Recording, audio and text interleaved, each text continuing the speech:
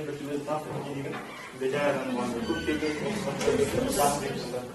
менің аты жөнім Рашид Рашидұлы. Мен 7-ші шілдеде дүниеге келгем. Ұлтым қазақ, білімім жоғары, физика пәнінің мұғалімімін. Семейде 2010 жылы педагогикалық институт бітіргем.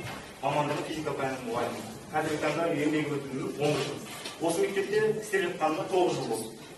Аттестаттаудан өткен уақытым 2000 былтыр өтті, 2020 жылы. Қазіргі таңда педагог зерттеушімін.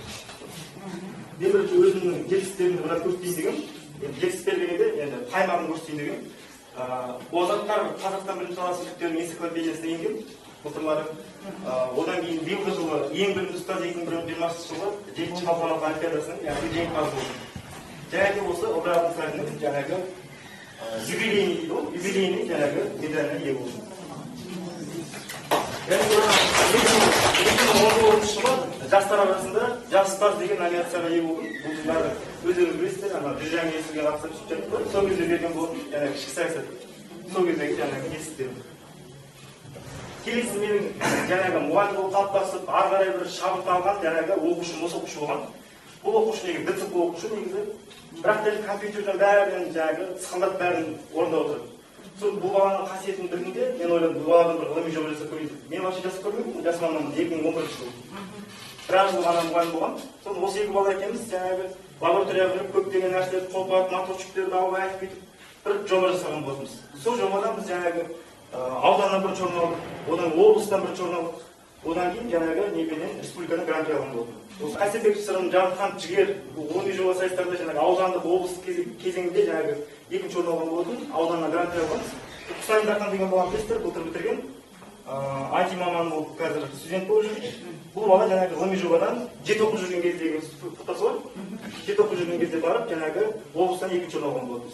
Бір жыл өткенде жаңағы Айғанат олимпиадасының республикалық кезеңінде жаңағы жеңімпаз атанды. Айғанат бойынша. Мен сіздерге жаңағы бір тақырып ала салдым. Кез келген бір тақырып. Мен қандай әдістерді жаңағы пайдаланамын деген сияқты. Мұғалім міндетті түрде тақырып жазып қою керек. Тақырыптан кейін міндетті түрде сіздер де білесіздер, КТП-ның ішінде бір мақсаттар болады. Сол мақсаттар міндетті түрде болу керек. Ал одан кейінгі сабақтың мақсаты өзіңнің мақсатың. Оны өзіңіз білесіз, қалай қойсыз. Формула жаттау дейсіз бе, мәтінмен жұмыс істейсіз бе, бірдеңені білу керек деген сияқты. Ең бастысы мына нәрседен ауытқымау керек. Осының шеңберінде болу керек, яғни сабақтың немесе. Келесі мен сіздерге тапсырып кетейін деген жаңағы бағалау парағы. Бағалау парағы негізі егер ашық сабақ өтіп жүрсеңіздер, сабақтың басында беріп керек те. Сабақтың басында беріп тастар, екі балаға. Мысалы, 3 топ болса 3 балаға берсе болады, или 1 балаға берсе болады бұны. Бұл жерде жаңағы жасыл түсті бояса, жаңағы ол жауап дұрыс болып табылады. Көк түс болса, кішкене бір қатесі бар, бірақ дұрысырақ болып тұрады. Ғылыми тілде мүмкін дұрыс айта алмай тұрған шығар, бірақ өзінің мнениесімен дұрыс болып тұрса, онда көкті қоямыз. Егер де мүлдем жауап дұрыс болмаса, қызылды нетеміз. Жаңағы алдыңғы ашық сабақта мен осындай немелерді пайдаланғанбыз, мынада жаңағы клейлеп, жаңағы немеге бағалау парағына жабыстырып, кейіннен жаңағы фотоға түсірсеңіздер де, или бір көрсетсеңіздер де бір әдемі болып тұрады. Тіпті болмай жатса, мына жерге плюс-минус қойса болады да, қатты жаңағы балалар көрмей қалады жабыстырып десеңіздер, плюс-минус птичка қойса болады. Келесі мен жаңағы ағылшын тілін кіріктіріп жүргендіктен ең бастысы жаңағы осы Quizlet.com деген платформа, осы платформамен жаңағы біз көбірек жұмыс жасаймыз, өйткені онда мүмкіндіктер көп, қазір сіздерге көрсетіп өтейін. Сабақтың басын біз осымен бастаймыз. Алдында терминді жаңағы қайталап өтеміз. Мысалға, force деп мысалға күш, иә, force. Келесі мысалға, сол ашылай бар. Мысалға, күш дейді. Мен айтам, күш дейді, балалар ағылшысын айтып көрді мысалға. Олар force дейді. Сосын мен произношение дұрыс па, мына жерде? Force. Мынаны басында айтып тұрады force дейді. Сол секілді келіп кетеді мұнарға мысалға. Бізге қолданады. Қазақ тілі бәрінде болады. Любой француз тілі бәрінде. Dynamics. Қазақ тілі дұрыс айта алмайды ғой программа. Басқа тілдерді бәрін істетеді. Шетелдің программасы. Осының бір немесі, қазіргі көптен еңгіз осы программа. Мүмкіндік.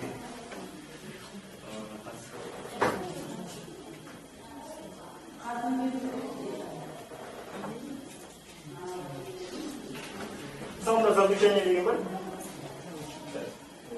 Заучение. Осы жерде жаңағы перейти режим заучениесі күш машина бала өткенде отырады, мысалы, қайсы өтті және мысалы, форс болса, форс дұрыс келеді. Осылай жаңағы кете береді. Динамика, дайнамикс, сол секілді жұмыс істеуге болады. Өте ыңғайлы. Одан келесі бір нәрсені көрсетеміз. Письмо деген болады. Бұл енді формулау кезінде етуге болады. Прописание, формула. Қалай жазу керек, бала өзі жазып жатыр. Көбінен қате жазса, қалғанын жазып. Жаңағы әріптердің жазылуы соны тексеруге болады. Одан келесі, жаңағы ең бір жақсысы мына подбор деген бар. Қалғандарды таныстырып жатыр. Мысалы, подбор болса, мен анда не істеймін? Мысалы, деформация болса, деформейшнді ертең жоқ болып кетеді. Мысалы, динамометрге апарамын, мысалы, жоқ болып кетеді. Уақытта не дейді? Осында қолданылатын мұғалімдердің өзінің бір рекордтары бар да, 7 секунд, 5 секунд деген сияқты. Оқушылардың өздерінің рекордтары бар. Араласып денені осы кетті деген сияқты кішкене мотивация болды мына жерде. Тіпті балалар негізі солай болады. Ақтау болса жақсы екен, келесі, гравитация деген әдетте сабақ бастаған кезде негізі осы команданың ойымен бастап, сол топқа бөлісіп ыңғайлы болады негізі. Мысалы, учебный командасы бастап, қайда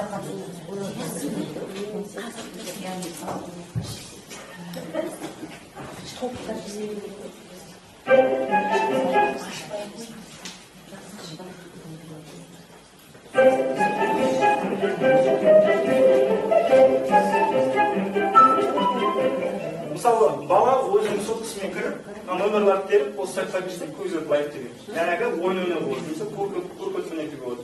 Сұрақтар шығып отырады, сонда бала кішкене мотивация болады екен. Кейін мен жаңағы ашық сабақта отырған кезде, ашық оқиды деген балалардың алып бір журнал жүргізді, жақсы оқитындардың алып кейде қалып жатады артта. Бұл жерде жаңағы сабаққа деген зейіні жоқ баланың зейінін арттыруға жаңағы үлкен мүмкіндік береді жаңағы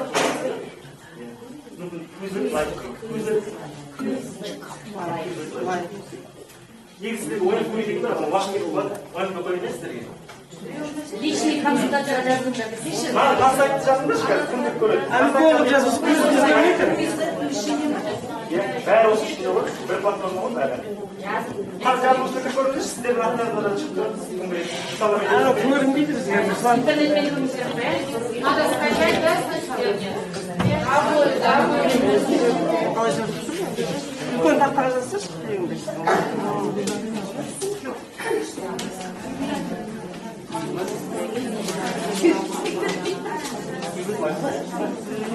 Осы жерсізден шығарып бұл, поисктен. Е, анау.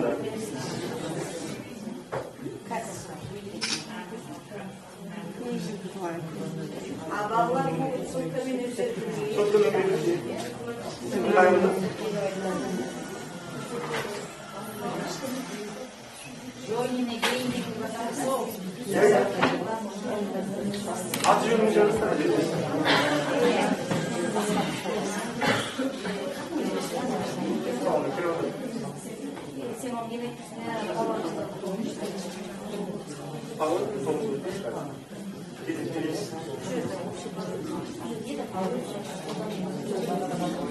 Ромнан жазатысың ба?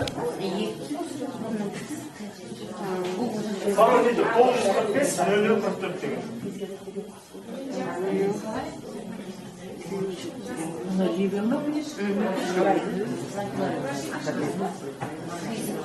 Ағам, осы адамдар ойын сұрайды, уақыт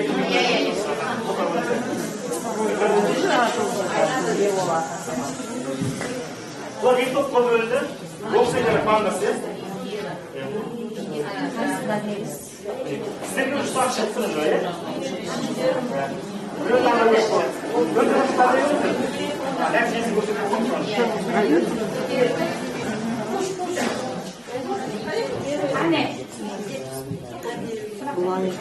Команда бір жақта шығып кетті, команда.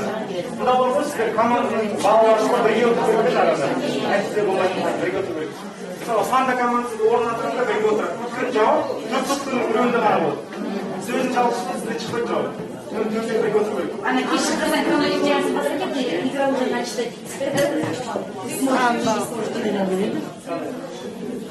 Pandadan mı? Yüzü tuvalet. Айқайсыз Иә, сізге немен шыққан керек? Yüzü değil mi abi? Участие в игре dedi. біткеннен кейін өзі отчет шығады. Осы ма? Осы.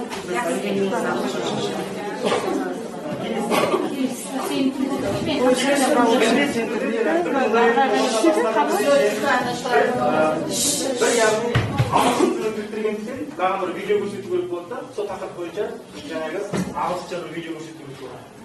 Мен мысалы пост болса, пост деген бір видеоны көрсетемін. Видеоны көрсетпей қойған уақыт көп кетіп қалады. Просто мен видеоны қосқан кезде де видеоның ортасынан бір 20 секунд сайын тоқтатып, балаларға сұрақ қойып, бір нәтижені алып, одан кейін жалғастырамын. Кем қандай видеоны қосып қойып өзі жүреді, сала қойып отырады, бір не болады да. Процесс болмай қалады. Сол үшін бір 20 секунд сайын, 30 секунд сайын сұрақ қойып отырсаңыздар, сол кезде жаңағы кері байланыс болып отырады, нәтижесі болып отырады. Сол видео қолданғаннан кейін мен көбінесе жаңа сабақ түсіндіріп өтіп, жаңа сабақтарды мысалы түсіндіріп жаңа сабақтарды өзім айтып отырамын, осылай деп. Мысалға, жаңа сабақ түсіндіріп болғаннан кейін демонстрация деген біз химия, физика, биология сабақтарында демонстрация өте маңызды рөл атқарады. Өйткені бала ол бір кетсе де есінде қалмауы мүмкін, тәжірибе есінде қалмауы мүмкін деп, мына мұғалім осындай тәжірибе көрсетіп қойды деген сияқты. Мысалға, деформацияға мысалға алатын болсақ, деформацияның екі түрі болады. Біріншісі мысалға серіппелі. Серіппелі деген сөз мысалы тақта қайтадан орнына келеді. Деформацияның бір түрі бар. Екінші бір түрі бар, ол жаңағы пластикалық деген, мысалға жарылды, ол орнына келмейді, болды. Қайтадан орнына келмейді. Бұл пластикалық ойысу дейді.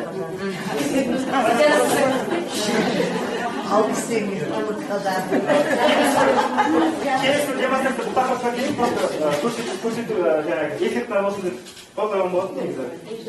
Мысалы заряд деген нәрсені білмейміз онда. Киімі шығарып жатады, көзге көрінбейтін нәрсе заряд деген. Оны біз қалай көреміз? Мысалы электроскоп деген құбылысты алып,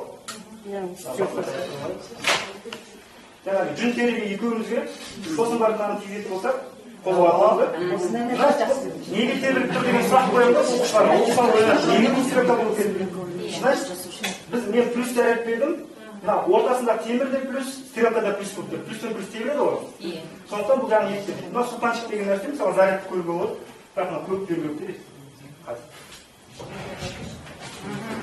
Ара-ара чашып кетті.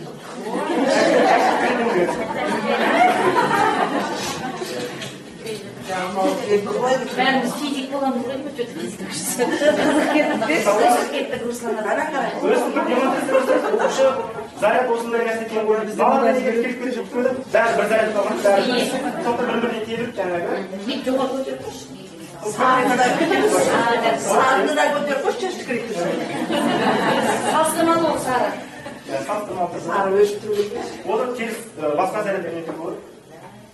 Клеткаларда деген сайт көбінесе ағылшынша беретін информатика бар, оның бойынша физика, биология, математиканы ағылшынша берсеңдер, осы немен қолдануға болады? Симулятор дейді, иә? Симулятор.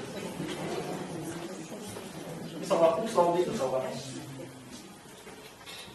Мысалға, мен кейбір зертханалық жұмысында осымен есе саламда, өйткені бізде кейбір құралдар болмай қалады, мысалға. Мысалға, мына жерде неше түрлі істеуге болады, мысалға, мыналардың несін істеуге болады. Қатаңдығын үлкейтуге болады, жесткий болып кетеді көреді, жуандап барады. Қатаңдығын үлкейтуге болады, болмаса, яғни күшін азайтуға болады, күшін көбейтуге болады. Өте лаборатория жасап, алардың стрелкаларын қойып қоюға болады, мысалға. Осылай көрсетуге болады, тағы бір үлкейту көрсетуге, мына жердегі немесін. Қарасаңыздар, мына физика деп тұр. Химия, мысалы биология, мысалы биология. Два негіз переводында орысша қойуға болады, орысша шықты. Перевод страницасын десеңіз, орысша шықты. Өзге байланысты бір неме бар екен, мысалға, зертханалықта.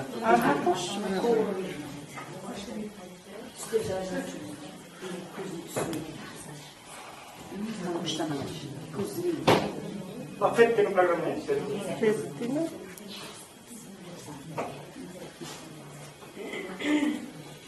Sonra basılı ölçer, adam közleri tutur, nem is tutur. Mana biyoq muğandırını aytsa, adam qanday tusni qabulab tur degan sen qo'yma, basında, adam basında. Jasıl tus bo'lsa, jasıl tus qabulab tur. Keletib. Orçça перевод жоқ па сонда? Бұл үй байланғанлама перевод. Арада менің сөйлесі бар, арада менің сөйлемін қойып қоюға болады. енді көрейік мысалға ми қалай қабылдайды. Қай бөлігін қабылдайды дейсіз ғой? Мида тура солай қабылдайды. Қай бөлігі көп қабылдайды, Қай бөлігі? Егер де біз неге қоятын болсақ, фильтр қоятын болсақ, сары түс болса, басқа түстер өтпей қалады екен. Қараңғы, мысалы, оранжевый түс, сары түстер өтпей қалады екен. Мысалға сіз сары очки киіп алып көшеге шықсаңыз, жаңағы оранжевый свет сіздің көзіңізге өтпейді екен. Сіздің көзіңіз қорғап тұрады мысалға деген сияқты. Басқа цветтер өтпейді екен, сары. Жасыл цветтер жасыл ғана өтеді екен, сонда? Жасыл цвет ғана өтеді. Басқа цвет өтпейді. Нардан қарайық, қызылды қойдым мысалға. Қызылдан қандай цвет өтеді? Мұнда негізі физика заңдылығы да бар. Қызылдан өтеді. Өз цветін ғана өтеді. Қалған цветті олар өтпейді. Сонда нәрсе көрсетуге болады. Тарихтан бар екен бе? Математикадан бар, негізінен бар. Тарихтан бар ма? Тарихтан бар. Жоқ, жаратылыстану бар. Жаратылыстану бар.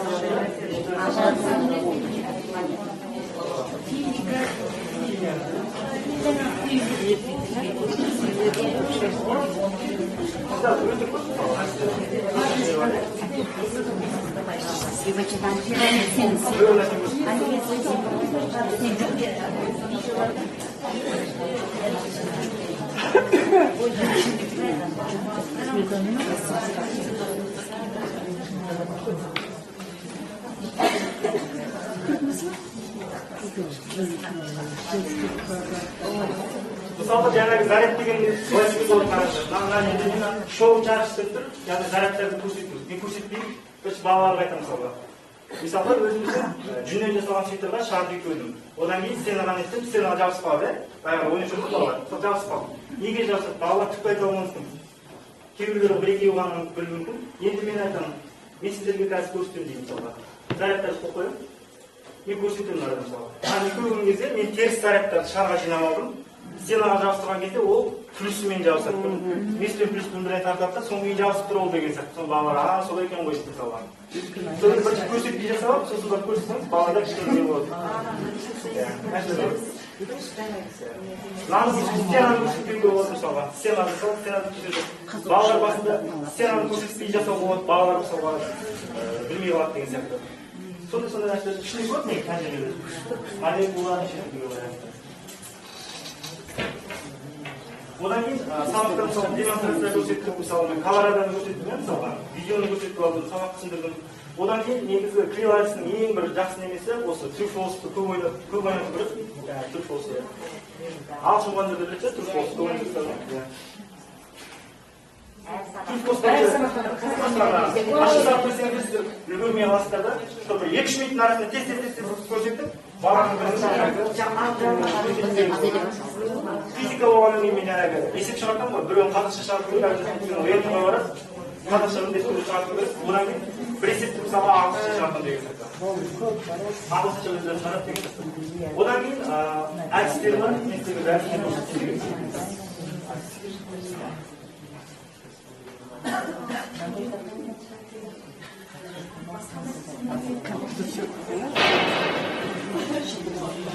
Мен сіздерге мынандай папка жинақша қойдым.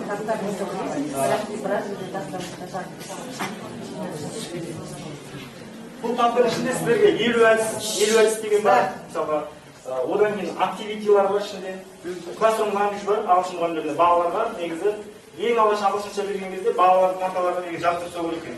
Ауызекі сөз мысалға. Көз түтуде, көз атытуде, анау деген. Ұсақ түйек сөздердің бәрін жаңағы жазып қою керек. Балалар күнделікті соны қарап отырады да, одан кейін бір айдан кейін ана алып болды. Балалар автоматически айтылады. Үшпен оқитын баланы ағылшынша сөйлеп тұрады да.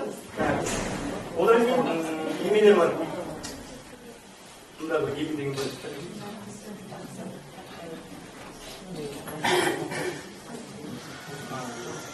Сөзінде бар, методичка бар, кері байланысты көрсетсін деген. Мысалы, сіздер айтылым түрде, мысалы, дериваны қайтарда жастыра береді ғой, қарайтын тұрғасын жаздырсақ, қарайтын тұрсақ, кері байланысты. Кері байланыстың мынандай түрлері бар екен, мысалы, бас деген әдісі бар, қол, жүрек деген мысалға. Мысалы, оқушы мен мұғалім екеуінің арасында байланыс болу керек, басында анықтамалар кетеді. Мысалы, аралдар деген бір неме бар, мысалға, бір ерекше өтіп түсіндірсеңіз, осыны алып, жаңағы бір рефлексияның бір түрін танысаңыздар болады. Бұл жерде былай айтып, мысалы, тақтада түрлі аралдар ілініп тұрды. Бүгінгі сабақта болған аралдарына мысалға птичка белгісін қойыңдар дейді мысалға. Үрей, зерігу аралы, біреу үрейдің аралы, біреу зерігудің аралы, біреу қуаныш, біреу шаттану. Сол кезде сіз баланың эмоциясын білесіз бе? Қай бала жаңағы қандай күйде болды деген сияқты. Одан кейін мысалға кемеңді білім теңізіне жібер дейді мысалға. Осындай да бір әдіс бар екен. Мысалға көңіл күйдің суретін сал дейтін, бізге енді үлкен жоғары класстар кеңейтін шығар. Мынадай нәрсе бар, кемпір қосақ деген бар мысалы, осы әдісті пайдалануға болады мысалға. Теперь я могу научился деген сияқты. Секілді осыны жаттыруға болады. Осындай мысалы музыкаға байланысты музыка мұғалімдеріне осыны қоюға болады мысалға. Сабақты қаншалықты меңгергенін білдіру үшін есімдерін ноталарға жабыстырып дейді. Өзінің есімдерін ноталарға жабыстырып кетіп балалар. Почта деген бар, поезд деген бар. Яғни ұнайтын осы қосын деген бар. Қосын дегенде өстіп цветной жаңағы немеге жабыстырып қойсаңыздар, одан кейін оның ішіне жаңағы бала өзінің не түсінбеді соны жазып ашып салып қойып отыр. Ешкім білмейді. Сіз ғана біліп отырсыз ана бала енді білмей қалды деген сияқты. Бүгін ол жандардан ұялатын шығар айтуға. Үндемей отырады. Иә, мен өзім салып өтіп. Асыл айтасыз, қағаз жасында салып қойдық, салып кейін ашып қарайсың, осылай. Соған жақсы да, ыңғайлы. Білім қоржыны деген. Қалғандары көшеге қойды, көп неше түрлі жүзім алып отыр, ше. Соны білесіздер болсын. Ашып салып та қолдансаңдар болады. Қалпаққа одан кейін сіздерге бір әдісті ғана көрсетіп тастайын деген. Ағылшын мұғалімі, екі мұғалімдер азармен күресіп құралайды, иә?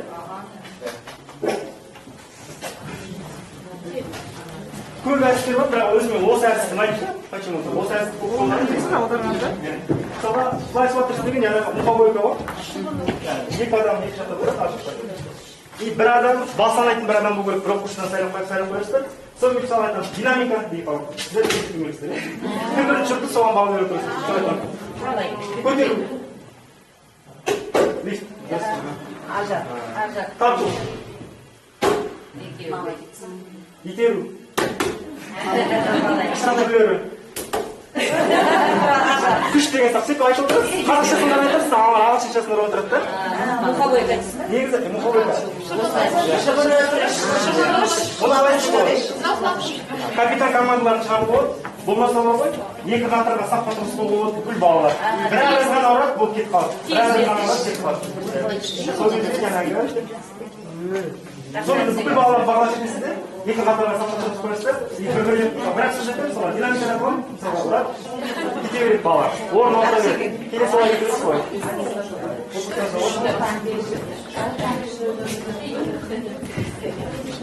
Бұндай тәсілдерін жинақтар емесін жинақтар елу ең жақсы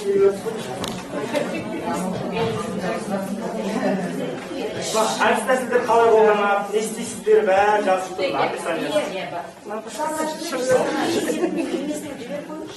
Мен бұны былай істеп Google дискке салып қойыңдар, сілтемесін общий группаға жіберсем, сол жерде көп мұғалімдер пайдаланып бізде, тәжірибелі мұғалімдер көп, балаларды көбісі пайдаланып. Жас мұғалімдерге келіп, мүмкін бір ашық сабақтарына келіп, жіксо деген әдісті мысалы баяғыда қойған. Осындай әдістер бар.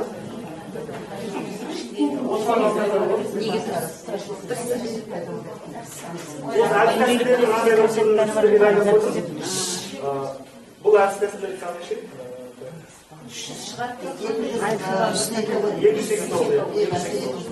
описаниесімен бәрі арасында осыларды ашық сабақтан пайдалансаңыздар болады. Кейбір мамандарына келіп, бір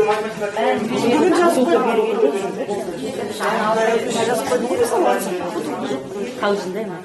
Шағырған әкелдің бірақ өз бәрі бойынша ғана жасап қойдым. ең бәрін айтты да, яғни көсілдір осы ішінде терминалық термин сөздер бар. Бірінші физика келеді мысалға. Балаға не берем дегенде кейде ойыңа түспей қойып, қандай сөз беремін, кітаптан іздеп, миың ашылып тұрып, бірдеңе жасамын. Дайын сөз, мысалы, қатып бөліп тұрып, мысалға, жұғып ұлттарда келіп. Сол сөздерді алып, жаңағы, курсовқа енгізіп қойсаңыз да, осы сөздерді, ойын ойнасаңыз да, осы жаңағы терминологияны пайдалансаңыз болады. Одан кейін, мынаны ойына қойып, квиз викторинасы көбінесе формативті бағалауға керек екен, формативті бағалау. Мысалы, бағалау, 9 балл, 8 балл, 5 балл болады деген. Сол кезде осыны ойнап келсеңіздер болады. Мен көбесі бұны сапастар бойынша, 7 жастар бойынша. Мұғалім бір ойнайшы дейді, бір уақыт қалқан саған, мысалы бір 35 минутта сабағымыз бітіп қойып, 10 минут қалып қойды мысалға. Сол кезде осыны күтемесін қазір сіздерге қайраман ашып берейін. Біз мысалы осы квизисті марков бойынша өзіміз жасай аламыз. Жасамайды, жасауға да болады, іздеп таба саламын, мен жасамаймын вообще. Физикада да. Өзім іздеп таба саламын. Бізге тарихта жоқ та. Тарихқа бар ма? Болады, дайын тауып беремін, түскенде қараңыз, қандай тақырып. Тарихқа тауып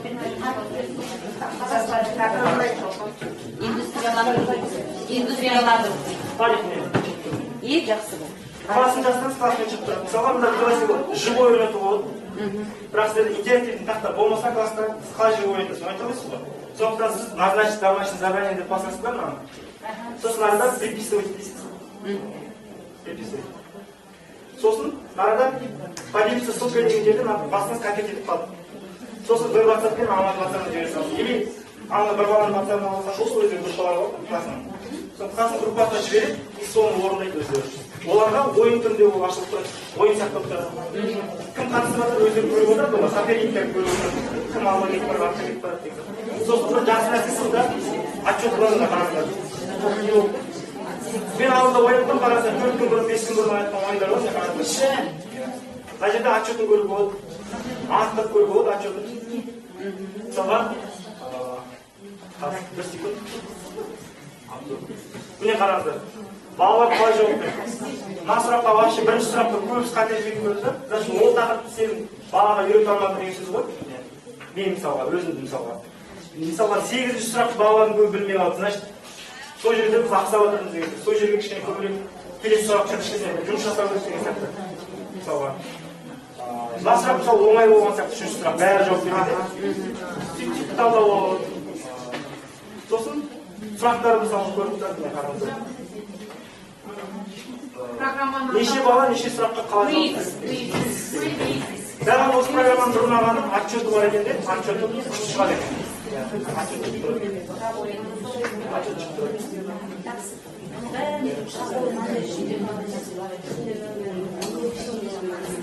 Бұны бір оңай жолы, Google өздеріңіз Google аккаунтқа тіркелсеңіздер оңай жақсы болады негізі.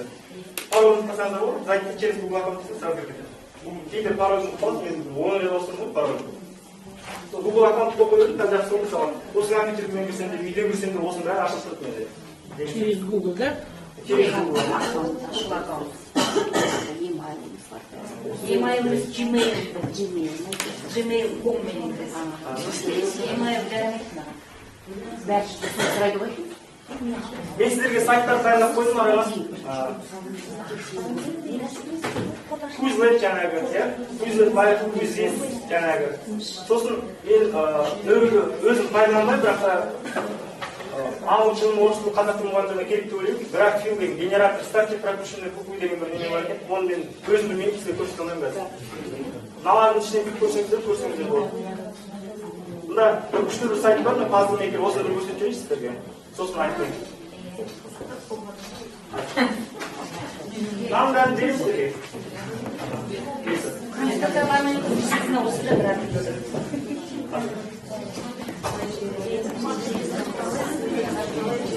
Пазл мейкердің маған қабылды ғой. Бір күшті нәрсесі, сіз кроссвордты ойлап, сөйтіп алғандайсыз да, өзі дайындап береді бәрі. Нарда мысалға, ағылшынша мысалға,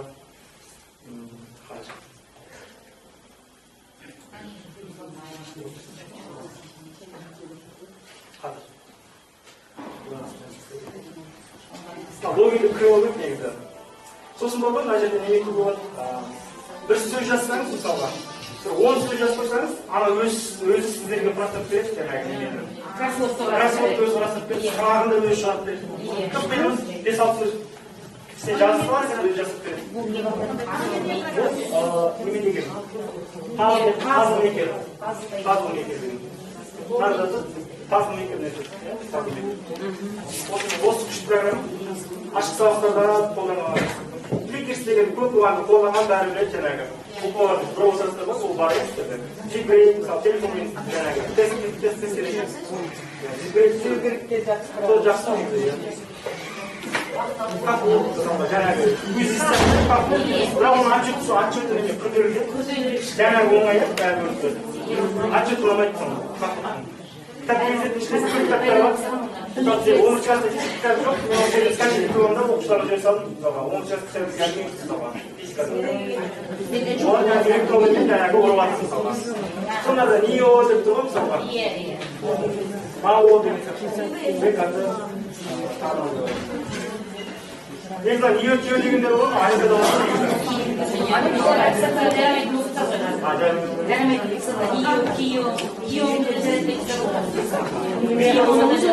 видео жарар деген сияқты жарар бұл жақсы бүкіл сабақтың нелері бар. олимпиада жауаптары бар жарардың ішінде жарардың ішінде олимпиадалық өз физикадан осыған дейді шығармай жатсам осыдан көріп қалып дейді Жарар жақсы, жарар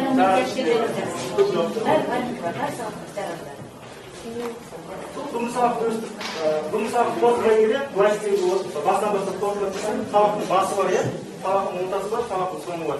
Сабақтың барысында ұйымдастыру кезеңінде не істейсіз? Балалармен араласасыз, күнде сұрап аласыз, топқа бөліп аласыз, жаңағы компьютер атасыз, айтып топқа бөліп аласыз. Одан кейін барып топбашыларды сайлауға болады міндетті түрде. Топбашы болмаса, ана жерде лидер болмаса, аңырап уже отыра береді. Лидер ол сабақтың туда сен сөйтіп. Лидерлар таңдау керек. Одан кейін жаңағы уже ары үй тапсырмасын сұрау деген кете береді. Жаңа сабақта видео көрсетесіз, есеп шығартасыз, басқа не істейсіз. Фред пайдалануға болады. Сабақта негізі бір мұғалімдер бүйтеді мысалға. 5-6 әдісті бір-ақ қойып алады да, мысалы бір-ақ әдіс қойдым. 5-6 әдіс, мысалы 3 әдіс қолдан кетті. Ол сабақ нәтижесіне жетіп берді, өтірік сабақ деген сөз ол. Көп нәрсені тықпай берсеңіз, сіздің сабағыңыз дұрыс болмай қалады. Әдісті біреу ғана пайдаланып, немесе балалар активный болса, екеу ғана, екі әдіс қана пайдалану керек. Жаңағы 189 әдістің екеуін ғана пайдалану керек сол сабақта, ашық сабақта болсын, жай сабақта болсын. Кейбір мұғалімдер 5-6 неттерді баға уже неме болмайды уже. Жоқ болады бала, қазір сөніп қалады. Бір әдіс қана пайдалану керек, айтып кететін. Сосын қорытындылау өзінде сол өз спектариясы өте күшті. Мысалы, ватсаппен жіберіп қойып қорытындылай береді. Формативті баға алып береді, үйге барып мысалы отчетін көре салған мысалы. Мен айтамын, мен қазір қайғыға жауап берді деген сияқты болмайды. Енді уақытын қойып болады, быжығы-тыжығын да осымен алған былтыр, онлайн кезінде. Уақытын қойып қойып мысалға, оған дейін мысалға қатыспай қалса, болды быжығы қатып қалады. Бағада бір уақытта қатысып деген сияқты ондайға